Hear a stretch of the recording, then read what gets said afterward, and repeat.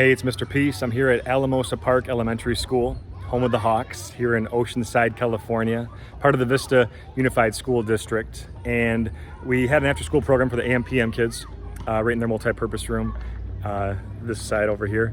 And the one program was for grades, TK through 5, but really trying to focus on leadership.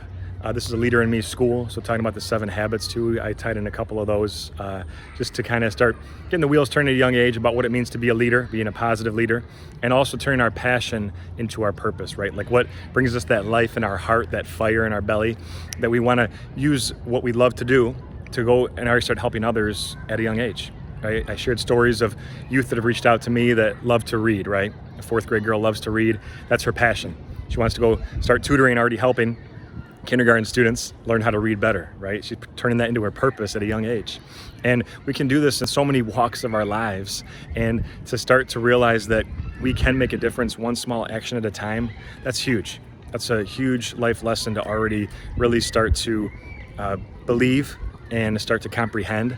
And the students really got that, right? So the image, the design that I wear for this assembly, the hoodie on today, you see the peace sign, and there's different colors because there's so many different ways to be a leader, right? We can be more vocal, lead with our voice like I do, I speak a lot, right?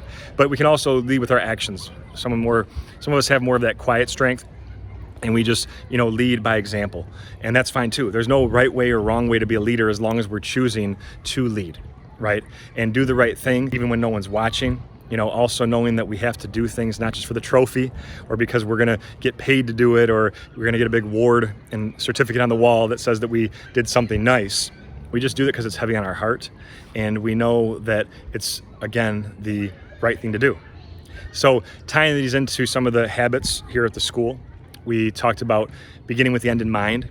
Thinking about what we want to be remembered for, hopefully somebody's helping hands, as well as a bowling ball, right? Somebody that's like a bowling ball has character, they have strength, they have morals, principles, they have a strong foundation, just like a tree, right? A tall tree, big tree, like in the background here, has big roots.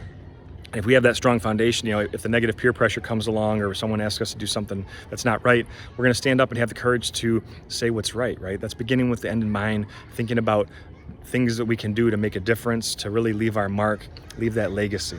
We also talked about putting first things first. We specifically talked about people first and things second, right? That has to be our priority. Our number one priority are those around us, right? Like the famous author Mark Twain said, the 2 most important days in your life are the day that you're born and the day that you find out why. And part of our why are the people that are in our lives, right? Our family, our friends, our classmates, our teachers, our coaches. These people are in our life for a reason. And when we start to recognize that, we know that we can go and start to help others, right? I've had students come up to me and say, Mr. Peace, my passion is people, right? 1st graders even, and helping them is my purpose, right? They're already understanding that concept, which is so encouraging to me, right? We also focused on the other habit of being proactive, right? Which really means that we're doing things without anybody having to tell us what to do. Right? That we know we have to do the right thing, even if nobody's watching us 24/7, right? The story of the student that was throwing things at the side of the school and thought he wouldn't get caught because no one was watching, but he still knew that was wrong deep down. And when he did get caught, well, he got into trouble, of course. But if we can understand that, we know that there's consequences to all of our actions, positive or negative, but if we can already start to be that leader that this world needs desperately, and the leader that we know our teachers think that we are capable of being, then that's what we're trying to accomplish, right? Through these presentations, through these heartfelt stories that I shared, the positive music and the inspirational videos, and a greater understanding and connection to knowing how powerful and strong each of us are, to know our value, right? And that starts with this. All of us with the lines of our hand, right? We have the letter M. I traced one of mine here, but we all have at least one in each hand. Sometimes a faint line connects it. That M stands for miracle, upside down W for worthy. That we are beautiful miracles, worthy of love to both give it and receive it. And if we can really buy into that, right, and believe this, then we can go out and now not only believe that in ourselves, but go be that light to someone else's heart and remind them of how beautiful they are, right? If they've forgotten that, never been told that, need a reminder, that's going to be our job too as leaders. So thank you all for touching my heart. Hope to see you all again soon. Have a great rest of the school year.